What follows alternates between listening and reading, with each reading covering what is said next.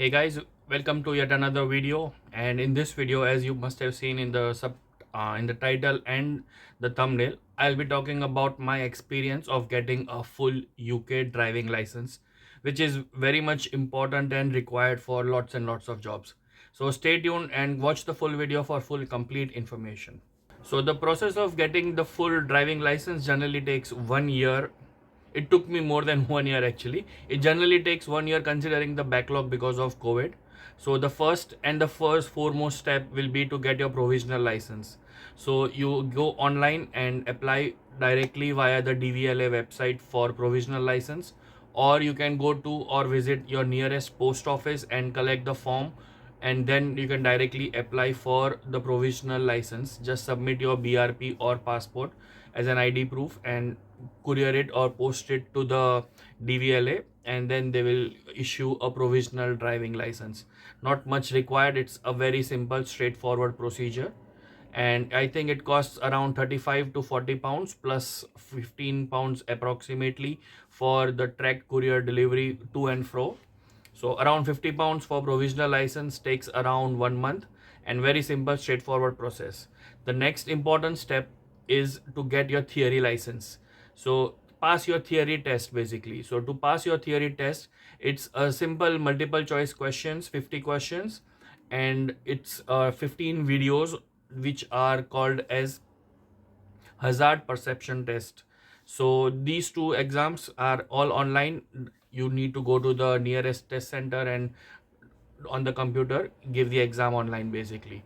So to prepare for this theory test basically, you might need around 1 week of time.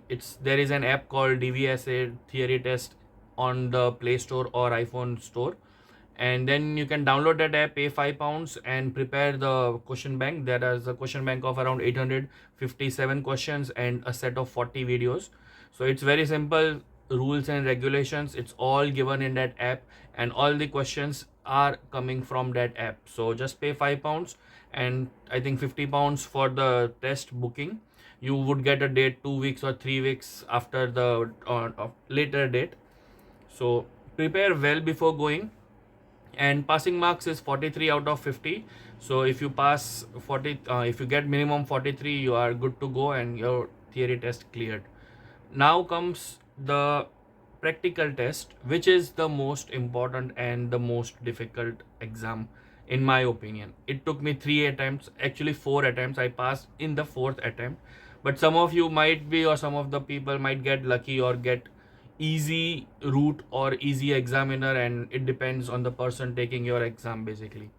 So I'll share all my 4 experiences. In my first experience, I just before going to that, I'll give you a brief history about my driving. I am driving car in India, automatic and manual, from last almost 15 years now. So I have very good experience of driving a car. In UK also I was driving on international driving license, so I have driving experience in UK also. Now coming to the exam, my first attempt, I directly, without I just cleared everything and I booked the date and I went directly straight forward in my own car for the exam. It was a manual car, so I directly went and gave the exam and I failed. So, and the reason I failed was a very silly reason. The person who showed right hand side signal did not turn right, and he came and overtook me. So it was his fault, but because of his fault also, you will fail. So I think it was very unjust for me to fail because of the third person's fault, but it was my duty to wait. The examiner thought it is not safe, and my fault basically. So this is one first exam I failed because of this. There was no major faults that I did, only this one and one major fault, and it's failed.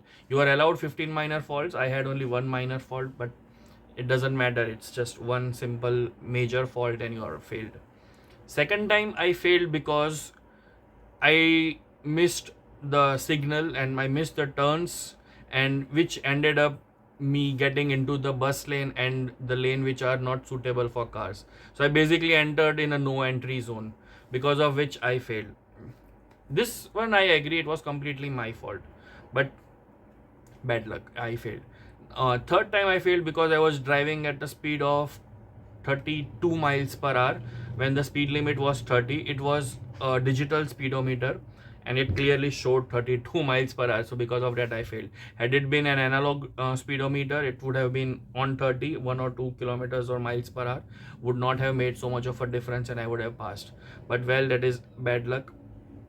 But by the time I had third test, I had around 8 hours of driving lessons from a certified driving instructor in Chelmsford.